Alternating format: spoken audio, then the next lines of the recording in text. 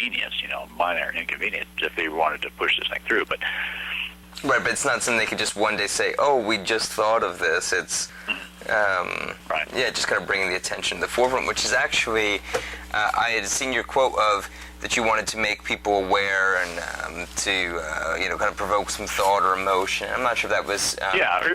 I mean, that's what you want. I mean, as an artist, you want to make people think. Absolutely.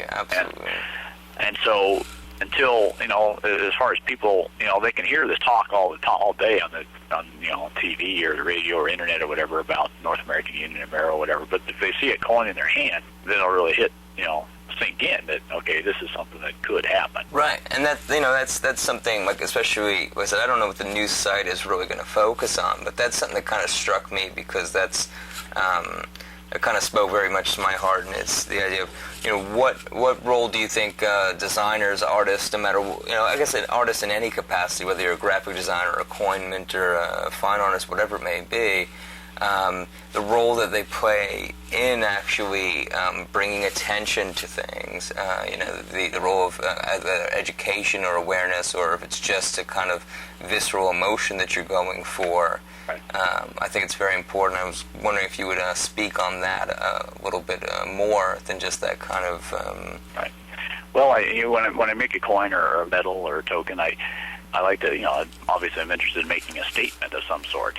Right. And, sometimes that statement can be controversial. Like I got a phone call from a rather irate person the other day about my Colorado quarter, the land of the SUV quarter. It shows like an SUV laying upside down by the side of the road. Right. Because I grew up in Colorado, and I used to drive these big old American cars up and down the mountain in the winter on the ice and everything, and I'd be okay. But I'd see these people that think these SUVs are invincible, and they end up rolling off the side of the road. So that was sort of a statement about what I see in Colorado is a lot of people drive SUVs, but they're not invincible. But some people they're not going to like what they see, and some people think it's hilarious, and other people, at least one person didn't really find it very funny.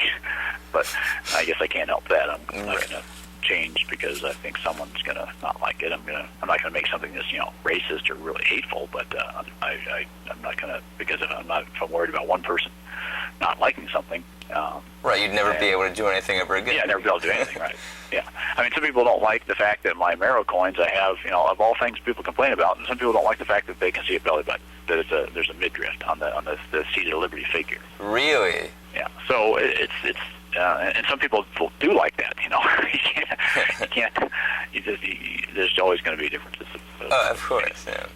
In some ways, that's why great, like, coinage art, a lot of the best, what people consider the best, coin designs of the United States in the past, they were pretty much the work of one person who went off and, they got a skilled artist and said, okay, give us your best coin, design using allegorical liberty, female figure, and have at it. And they come back and they come back with a great design, and they were basically allowed to work.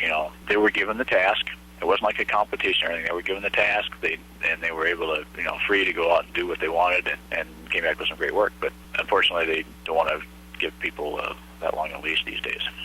Oh yeah, but I can, because I'm my own thing, so I can, which is great, so I can do whatever I want. Yeah, you're in a unique position. That's fantastic.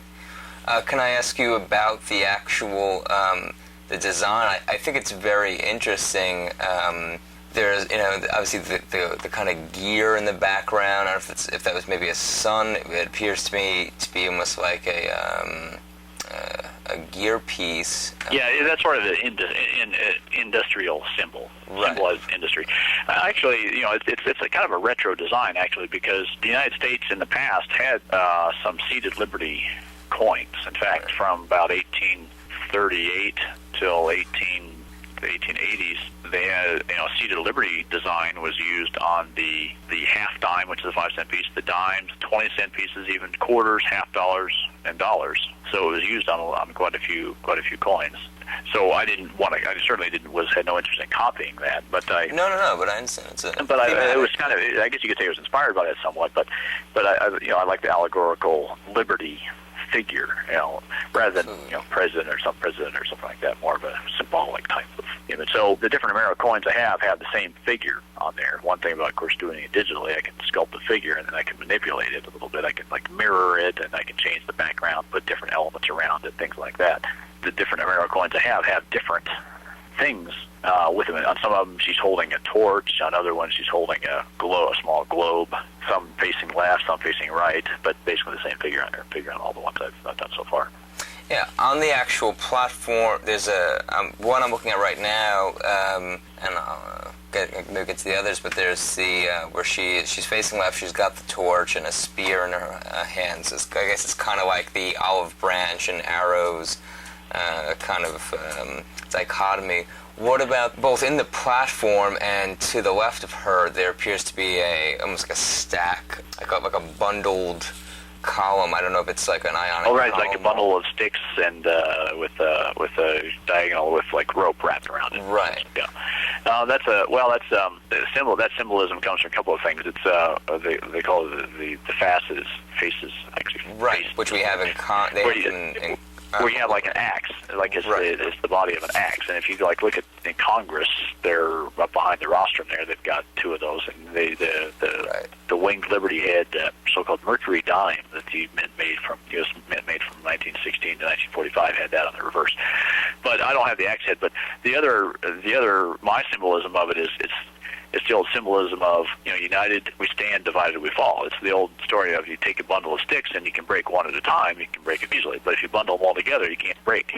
Yeah, that was the symbolism. But that's an old, American, iconic kind of symbol. That had to do with like Civil War era, Lincoln's, I think there was Lincoln's statement about, united we stand, divided we fall. Right, but I mean, because that symbol was actually before that, revolutionary time, yeah. Right, and that symbol is, as I've seen in other countries, and it is a common thing.